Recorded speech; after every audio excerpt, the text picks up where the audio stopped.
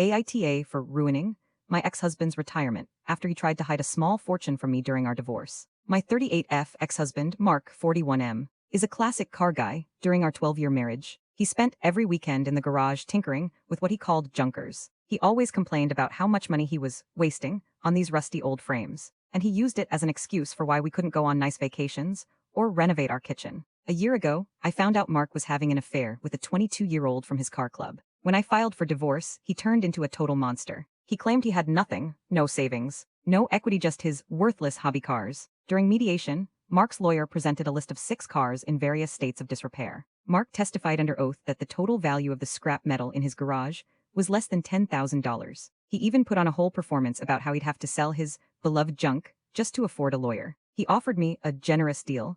I could take the small amount of cash in our joint savings, and he would keep his worthless cars and his 401k. I was exhausted and almost signed the papers. But something felt off. Mark was too happy. He was practically vibrating with excitement. Before signing, I hired a private investigator who specialized in high-end assets. It turns out Mark wasn't just tinkering. He had spent years using our marital funds to buy rare, original parts for what he claimed were replicas. The rusty junker in the corner of the garage. It wasn't a replica.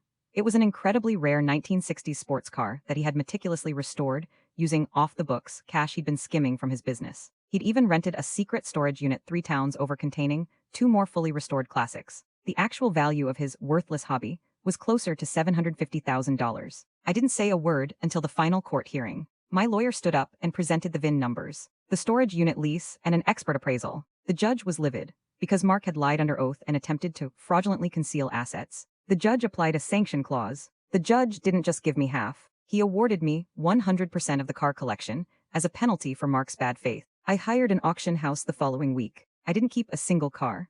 I sold the entire collection for a little over $800,000. I used the money to buy a beautiful new house with a huge kitchen in the neighborhood Mark always said was too expensive for us. Mark is now broke. He had to cash out his 401k just to pay his legal fees and the taxes on the hidden assets. His dream car is now sitting in some billionaire's climate-controlled garage, and he's driving a beat-up 2010 sedan. He's been calling me, crying that I stole his life's work. His family says I should have been fair and given him at least 1 car back since he did the manual labor to restore them. I told them he should have been fair when he was signing the marriage license and the divorce papers. So, AITA for taking every last junker he had.